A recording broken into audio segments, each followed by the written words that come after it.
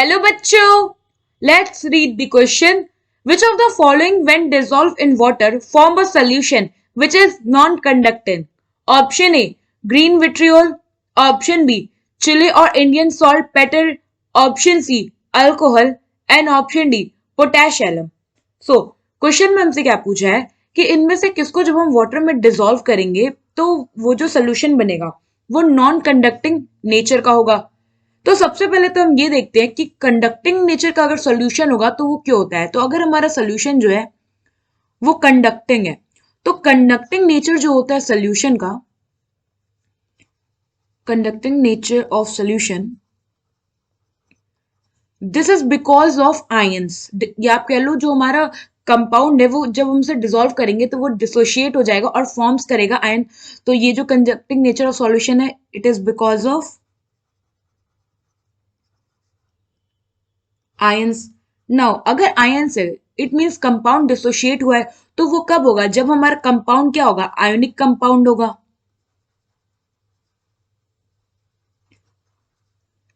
ना अगर हम यहाँ पे सेपरेट आउट कर लें कि कौन सा हमारा कंपाउंड आयोनिक है तो हमें पता चल जाएगा ना कि जो बचा हुआ कंपाउंड है वो हमारा क्या होगा, नॉन कंडक्टिंग नेचर का सोल्यूशन बनाएगा।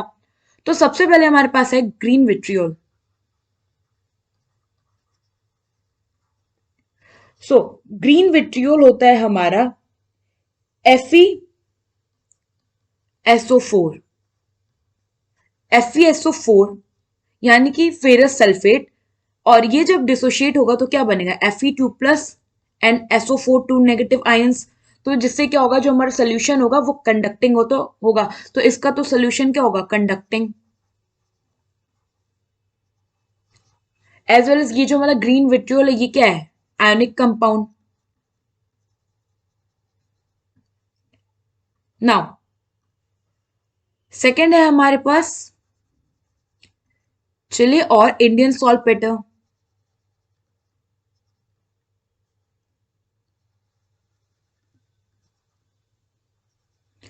सो इसका जो हमारा मॉलिक्यूलर फॉर्मूला है वो क्या है, NaNO3।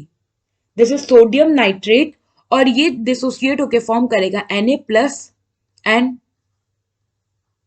NO3-। तो ये भी जो हमारा कंपाउंड है वो क्या होगा, आयोनिक।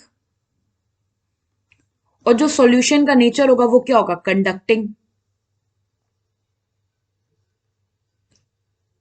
नाउ थर्ड है हमारे पास अल्कोहल। तो अल्कोहल जो होता है ये क्या होता है, इसमें ये कोवलेंट नेचर का होता है।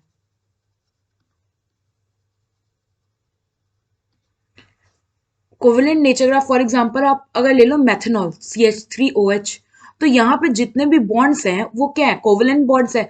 तो कोवलेंट नेचर का इट मीन्स क्या होगा, जब डिसॉल्व करेंगे तो नो आयंस फॉर्म, और आयंस फॉर्म नहीं होगा इट मीन्स कि इसका जो सोल्यूशन होगा वो क्या होगा, नॉन कंडक्टिंग होगा।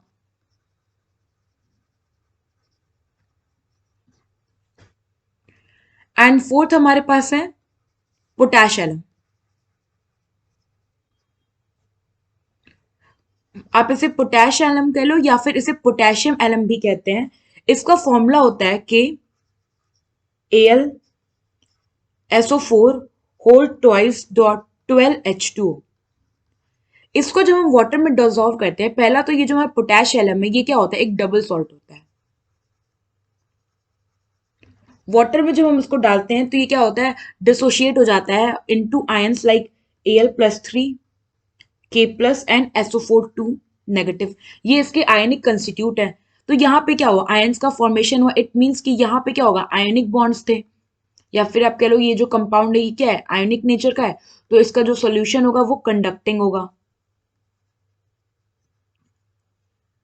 नाउ क्वेश्चन में हमसे क्या पूछा था कि इनमें से कौन सा नॉन कंडक्टिंग है। तो हमने देखा जो अल्कोहल होता है वो कोवलेंट नेचर का होता है, कोई आयंस नहीं बनते, सो इसका जो सोल्यूशन होता है वो नॉन कंडक्टिंग होता है। वेरस जो हमारे बाकी के तीनों कंपाउंड है ये क्या है, आयोनिक कंपाउंड है, और ये क्या करते हैं, कंडक्टिंग नेचर के होते हैं। सो यहाँ पे हमारा ऑप्शन सी जो है ये करेक्ट ऑप्शन है। आई होप आपको एक क्वेश्चन समझ में आया होगा। Thank you.